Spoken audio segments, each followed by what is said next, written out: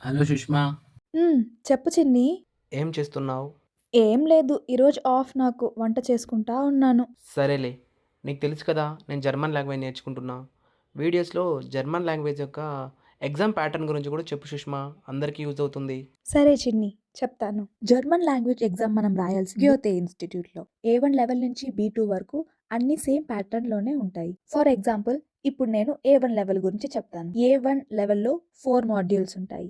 Legion, హ్యూరన్, ష్రైబన్ and స్ప్రెషన్. ఎగ్జామ్ టోటల్ మార్క్స్ వచ్చి 60 మార్క్స్. దానిలో 36 మార్క్స్ అనేవి పాసింగ్ మార్క్స్. లేజన్ 15 మార్క్స్, హ్యూరన్ 15 మార్క్స్, ష్రైబన్ 15 మార్క్స్ అండ్ స్ప్రెషన్ కూడా 15 మార్క్స్. సో ఓవరాల్‌గా 60% అనేది మన పాసింగ్ గ్రేడ్‌గా ఉంటుంది. టోటల్ 80 మినిట్స్ డ్యూరేషన్‌లో మనం ఎగ్జామ్ అనేది కంప్లీట్ చేయాలి. ఏ1 అండ్ ఏ2లో 4 మాడ్యూల్స్‌కి కలిపి 60% అనేది రావాలి. అది మన పాసింగ్ మార్క్స్. కానీ బీ1 అండ్ బీ2లో ఒక్కొక్క మాడ్యూల్‌లో 60% అనేది మన పాసింగ్ మార్క్స్‌గా ఉంటుంది. సో అందుకే చెప్తారు కొంచెం బీ1 అండ్ బీ2 అనేది కొంచెం కష్టంగా ఉంటుందనేది as compared to A one and A two. So ఇది Goethe Institute pattern. So upcoming వీడియోస్‌లో నేను టెల్క్ ప్యాటర్న్ కూడా చెప్తాను. Follow me for more details. Stay tuned.